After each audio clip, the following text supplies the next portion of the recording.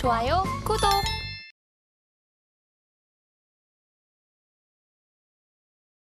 일본 증시에 대한 이야기도 좀 해보도록 하겠습니다. 일본에서도 지금 금리 정책이 발표가 됐습니다. 최근에 발표가 됐는데 마이너스 금리를 탈피하고 이제 피봇을 선언을 한 거잖아요. 지금 17년 만에 금리 인상을 단행을 한 만큼 고공행진을 하던 일본 증시는 어떤 영향이 미쳐질지 먼저 궁금하거든요. 이 금리 정책은 또 어떻게 바라보셨나요? 일단은 일본 증시가 올라간 어떤 배경 같은 걸 갖다가 우리가 이해할 필요가 있는 거예요. 네. 그게 뭐 여러 가지 이유들이 있지만은 결국은 일본 기업들의 실적이 뒷받침이 됐다. 그럼 그 실적은 왜 이렇게 좋아졌느냐를 갖다가 우리가 이해할 필요가 있겠죠. 그거는 엔저 네. 현상을 갖다가 등에 업고 사실은 세계 주요국 같은 경우에 긴축을 하는데 일본만 긴축을 안 했잖아요. 그러면서 이제 엔화가 급격하게 절하가 되면서 일본 기업들의 실적이 굉장히 좋아졌습니다. 이게 이제 첫 번째 원인이 될 수가 있겠죠. 그 다음에 장기적에 걸친 그 일본 금융 당국의 그 밸류업 프로그램을 갖다 강하게 추진하지 않았습니까? 그거에 대한 어떤 영향들이 있을 거고요. 세 번째로는 제가 보기에는 사실 일본은행의 개입도 이걸 빼놓을 수가 없어요. 네. 일본은행 같은 경우에는 ETF를 갖다 계속해서 매수를 해왔잖아요.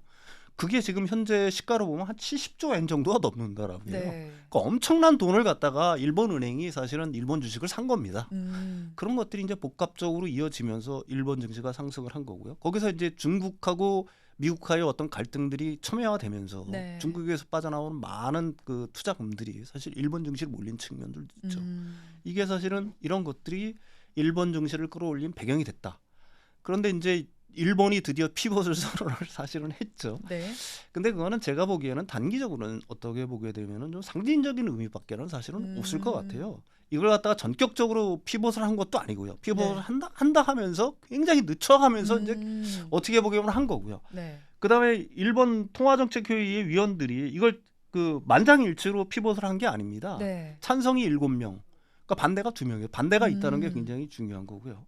그다음에 한 가지 덧붙여진 건 뭐냐면은 그 앞으로 그 이 어떤 피봇을 하더라도 다시 말해서 긴축을 하더라도 그 긴축은 굉장히 느리게 그 어떻게 보게 되면 천천히 이루어질 것이라는 신호를 갖다가 명백히 시장에 줬어요.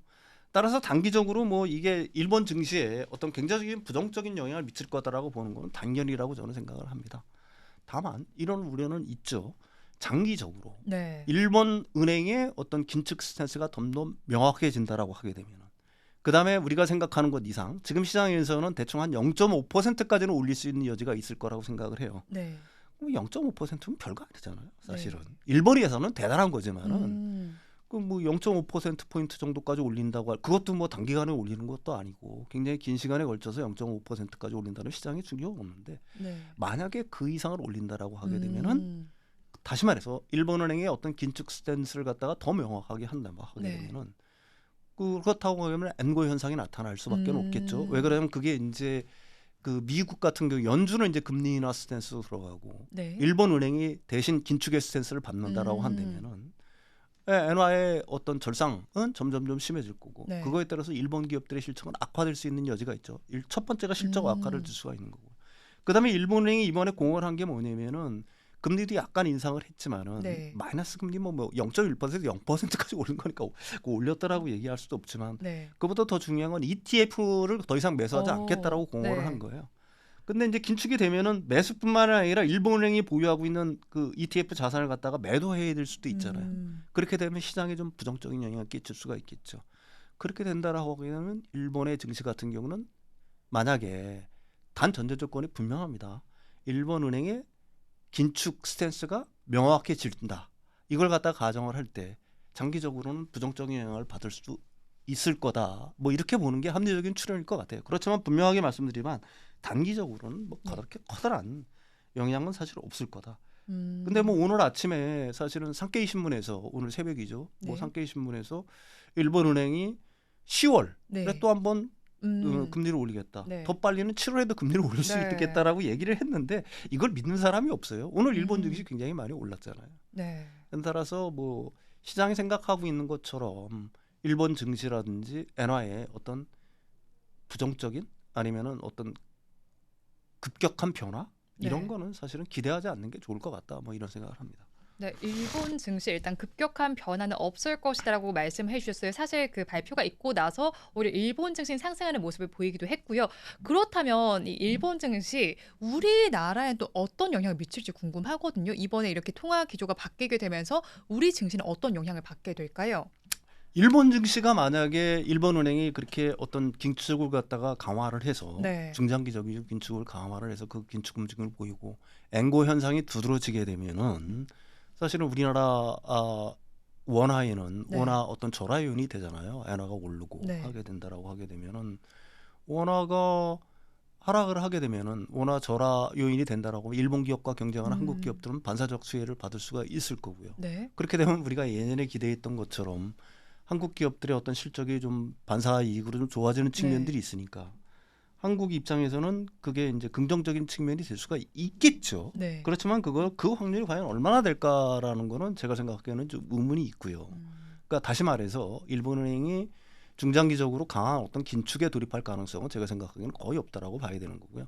그거보다 이제 더 좋은 건 뭐냐면은 만약에 그 일본 은행이 좀 긴축을 갖다가 좀 강하게 해서 그렇게 된다라고 하게 되면 일본 시장에 지금 들어온 외국인 자금들 같은 경우에 우리나라로 또 들어올 가능성도 좀 있는 거거든요. 왜 그러냐면 우리나라 기업들의 어떤 실적이 점점 좀 우상향하는 모습을 보일 테니까 그렇게 된다면 우리나라 증시에는 뭐라고 해야 되나 좀 긍정적인 어떤 이런 것들이 좀 더 우세하다 뭐 이렇게 얘기할 수도 있겠죠. 대신 또 이런 부정적인 측면도 있어요. 엔화가 절상되고 일본의 금리가 올라가게 되면은 엔 캐리 트레이드가 청산될 거다. 그래서 세계에 퍼져 있는 엔화 자금들이 본국으로 뭐 들어올 거다. 네. 그래서 뭐 미국의 금리도 뭐 미국의 채권 수익률 같은 것도 뭐 급등할 거고 한국도 다시 뭐 우리나라 그 원화 채권 아니 우리나라 채권들 같은 경우 국채 같은 경우들도 사실 일본에 자금들이 들어와서 조금 산 측면들도 있을 거니까 전반적으로 부정적인 영향을 미칠 거라는 어떤 그런 우려들이 있는데 거듭 말하지만 일본은 금리를 올려봐야 0.5%입니다. 네. 그다음에 이제 금리 올리는 거에 대해서 일본 같은 경우는 굉장히 트라우마가 있잖아요. 음. 어떤 트라우마가 있느냐? 2000년에 금리 올렸다가 폭망했죠. 2006년도에 피벗했다가 폭망했죠. 네. 똑같습니다. 지금 상황도 일본이 겉으로 보기에는 상당히 좋은 측면들을 유지하고 있는 측면들이 음. 있어요. 네. 가령 뭐 올해도 그 금리 춘투에서 일본의 전반적인 금리 인상이 한 5% 정도 일어났고 이런 네. 거니까 일본 입장에서 보면은 아 드디어 디플레이션을 탈출했다 뭐 이렇게 볼 수도 있지만 실질 GDP 측면으로 놓고 보면 작년 3분기에 역성장했고요. 4분기 거의 0% 성장을 했습니다. 네. 그다음에 지금 그 인플레이션이 2%를 넘어가고 있다고 하지만 코어 인플레이션 자체는 6개월 음. 평균치로 보면 이미 2% 밑으로 떨어졌어요. 아직도 디플레이션 위협에서 완전히 벗어난 거는 아니라고 네. 봐야 된다는 겁니다. 일본 경제 음. 자체가. 그래서 이런 상황에서 일본이 성급하게 어떤 긴축을 갖다가 일단 피벗은 선언을 했지만 네.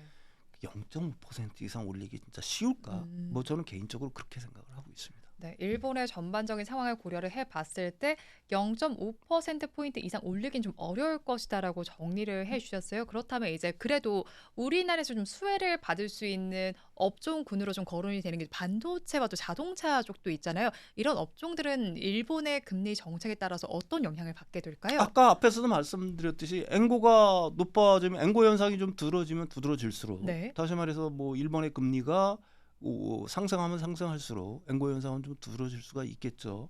그렇게 되면 우리랑 경쟁 관계에 있는 제일 경쟁 관계가 있는 게 아무래도 자동차 아니겠습니까? 네. 자동차 쪽에는 굉장히 큰 수혜가 있을 수가 있고요. 반도체 역시 마찬가지고요. 네. 뭐 조선도 일본이 뭐 많이 약화됐다라고 하지만 네. 그런 측면에서 우리나라 수출 기업들 측면에서는 전반적인 어떤 수혜들이 예상할 수가 있겠죠. 네. 그렇지만 그 정도는 생각보다 좀 미진할 거다. 음. 뭐 지금 그 엔화에 투자하시는 분들 굉장히 많잖아요. 네. 엔화가 급격히 절상될 거라는 기대 때문에. 하지만 우리들이 항상 생각해야 우리가 모두가 기대하는 것들은 네. 생각보다 그렇게 어. 그게 합리적 추론 같아 보이지만 네. 제가 경험해본 바는 그렇게 빨리빨리 오지는 않더라. 굉장히 음. 장기간에 걸쳐서 네. 일어나는 일들이니까 우리들이 체감하기에는 그렇게 실제로 음. 체감하기에는 그렇게 그 커다란 영향이 없을 거다. 뭐 저는 그렇게 음. 생각을 그러니까 해요. 어느 정도의 영향은 있겠지만 우리가 체감할 정도까지는 그렇죠. 아니다. 이런 이게 느낌이네요. 장기간에 네. 걸쳐서 누적적으로 천천히 일어나는 문제이기 때문에 그렇게 큰 영향은 없을 거라고 저는 생각을 합니다. 네, 예, 예. 지금 장기적으로 일어날 것이기 때문에 큰 영향은 없겠다라고 말씀을 해주셨습니다. 그런데 이와는 대조적으로 봤을 때 우리나라에서는 여전히 일본의 밸류업 정책을 모방한 기업 밸류업 프로그램과 관련된 부분을 계속해서 추진을 하고 있습니다. 이번 우리 기업 밸류업 프로그램은 어떻게 좀 평가를 해보면 좋을까요? 일단 새로운 전기를 마련했다는 점에서 저는 굉장히 좀 의미가 있다라고 생각을 해요. 사실 네. 우리나라 기업들이 주주 환원 정책, 그다음에 주주 가치 제고에 좀 미흡한 측면들이 굉장히 음, 있었잖아요. 다시 말해서 주주 홀대를 하는 측면들이 있었던데 네. 그걸 갖다가 이제 정부에서 나서서 밸류업 프로그램을 추진하면서 이런 것들이 어떤 인식 전환의 어떤 계기가 됐다는 점에서 네. 의미가 좀 있다라고 생각합니다. 그렇지만 그 밸류 프로그램, 그러니까 기업의 어떤 그 주주 가치 제고에 대한 어떤 분석이라든지 이런 어떤 보고를 자율성에 맡긴 거는 좀 글쎄요. 제가 생각에 좀 음, 탁탁지는 않아요. 네. 이걸 일본처럼 약간 좀 강제적으로 좀 공시를 하게끔 했어야 되는 거 아니냐는 생각도 하고 있는 음, 거고요. 거기에서 더 나아가서 한 발 더 나아가서는 사실 뭐 자사주 소각이라든지 상법 네. 개정이라든지 이런 것들이 됐으면 더 좋았겠죠. 그렇지만 그럼에도 불구하고 어쨌든 지금 우리나라 기업들한테 어떤 인식의 전환, 그다음에 이제 정부가 밀어붙이고 있는 하는 거니까 네. 우리나라 대표적인 어떤 기업들 같은 경우에는 사실 정부의 눈치를 안 볼 수는 없는 거잖아요. 네. 따라서 뭐 이번 이제 주총 시즌에서 나타나는 것처럼 어떤 주주 환원 정책에 조금 더 과거에 음, 비해서는 조금 진일보한 어떤 방향들을 보일 거다. 그렇지만 제가 좀 덧붙인다라고 하게 되면은 좀 정교한 액션 플랜이 좀 마련이 돼 네. 있어서 이게 사실은 단순히 주주 가치 제공하는 것뿐만이 아니라 네. 기업이 밸류 프로그램을 만든다는 거는 기업의 어떤 새로운 성장 동력이라든지 자신들의 몸값을 높일 수 있는 방안들을 만든다는 거 네. 아니겠어요. 그렇다고 그러면 어떤 혁신의 방안도 만들 거고요. 음, 이런 어떤 기업들이 그 스스로는 못했던 것들을 네. 어떤 정부의 압박을 받아가면서 어떻든 새로운 방향으로 변모할 수 있는 어떤 음, 기초를 놓아준 거. 네. 뭐 이런 측면에서는 굉장히 바람직스러운 거고 그걸 더 정교하게 다듬어서 네. 기업들이 더 열심히 일할 수 있도록 음, 다시 말해서 미래를 위한 먹거리를 더 열심히 찾을 수 있도록 네. 그런 어떤 환경들 자체를 갖다가 좀 그 정부 입장에서는 네. 도와준다? 음. 아니면 좀 촉진해준다? 이런 네. 정책들이 좀 액션 플랜으로 좀 마련되면 더 좋겠죠. 예, 예. 기업이 앞으로 더 잘 나아갈 수 있도록 정부에 촉진해 주지는 전략이다라고 정리를 해 주셨는데요. 또 최성목 경제부총리의 경우에는 어제 이제 뭐 배당을 확대하거나 자사주를 소각하는 기업에 대해서는 법인세를 좀 경감을 하고 또 여기에 해당하는 주주들에 대해서도 배당 소득세를 좀 완화하겠다는 정책적인 발언을 또 해왔습니다. 이런 부분에 대해서는 저희 어떻게 좀 바라보면 좋을까요? 그 세금을 갖다가 뭐 이렇게 깎아주고 하는 거는 네. 사실은 뭐 글쎄요. 주주 입장에서는 굉장히 좋은 정책일 수가 있는데 미국의 바이든 행정부는 자사주 매입이라든지 소각을 할 경우에는 오히려 세금을 물리겠다고 하는 거지 않습니까? 음. 사실은 이게 좋은 측면도 있고 나쁜 측면도 있어요. 네. 무슨 측면이냐면은 그 기업이 갖고 있는 어떤 현금, 그 유보액 같은 경우에는 사실은 그게 배당의 원천이기도 하죠. 네. 배당을 너무 아껴두면 안 돼요. 음. 우리나라는 사실 글로벌 표준에 비해서 배당이 너무 낮으니까 배당을 높이라고 얘기를 하는 네. 거지만 배당을 너무 높이는 것도 문제가 있는 겁니다. 그럼 뭐예요? 기업이 그게 애플에 의해서 우리가 볼 수 있는 거예요. 애플 엄청나게 자사주 매입했잖아요. 네. 매년 뭐 몇십억 달러씩 매입을 했는데 결국은 지금 현금이 별로 없지 않습니까? 음. 그렇다면 이 현금이라는 거 뭐예요? 기업 입장에서는 새로운 성장 동력을 하기엔 투자의 원천이란 말입니다. 네. 그 돈 자체라는 게. 그 돈이 없으면 기업은 어디서 돈을 빌려야 되는 거잖아요. 따라서 적정 수준의 배당은 필요한 거지만 네. 가령 뭐 미국 같은 경우에는 사실은 빚을 내서까지 배당을 하는 형국이니까 음. 그거는 좀 문제가 있는 거다. 뭐 네. 저는 개인적으로 그렇게 생각을 하고 있는 거고요. 그 가령 뭐 자사주 매입이라든지 배당 확대 같은 걸 갖다가 추진하는 거는 어느 정도 의미가 우리나라 같은 상황에서는 의미가 좀 있어요. 네. 그렇지만 그게 너무 과도해지면은 기업의 음. 기초 체력을 사실은 그걸 또 갉아먹는 거거든요. 네. 왜 그러냐면 그거는 기업이 유보한 어떤 현금이라든지 이런 것들은 진짜 좋은 기회가 왔을 때 써야 될 돈이지 않습니까? 기업이 네. 성장하기 위해서. 음. 그게 또 장기적으로 기업이 성장을 해야 사실은 미래에 주주 가치를 갖다가 더 높일 수가 있는 음. 거니까 이걸 갖다가 어느 정도의 어떤 밸런스를 잘 맞춰줘야 된다는 얘기죠. 그래서 우리가 미국 같은 경우를 좀 유심히 봐야 된다는 얘기입니다. 미국은 배당을 많이 하잖아요. 네. 자사주 소각도 많이 하고요. 그렇지만 그게 우리가 일방적으로 따라갈 길이냐 하는 거에 대해서는 저는 뭐 경제평론가로서 좀 약간 좀 이의가 있습니다. 주주 입장에서는 좋죠. 네. 그렇지만 그게 단기간에 좋은 거다. 음. 장기로 놓고 보게 되면은 기업은 자신들의 어떤 성장 원인, 현금 네. 자체를 갖다가 주주들한테 나눠주는 건데 네. 그게 다 가정하고 나게 되면은 나중에 투자할 돈이 없다는 얘기입니다. 아. 이런 어떤 불상사를 갖다가 막기 네. 위해서도 어떤 적정한 배당, 그다음에 적정한 수준의 어떤 자사주 매입, 네. 소각, 요거는 장려할 거지만은 음. 과도한 미국처럼 어떤 과도한 측면에서는 네. 지금 바이든 행정부는 사실은 그래서 세금을 부과하려고 하는 거 어. 아니겠어요? 너무 무리하게 하지 말아라 이런 식으로. 그게 바로 그런 이유가 있는 겁니다.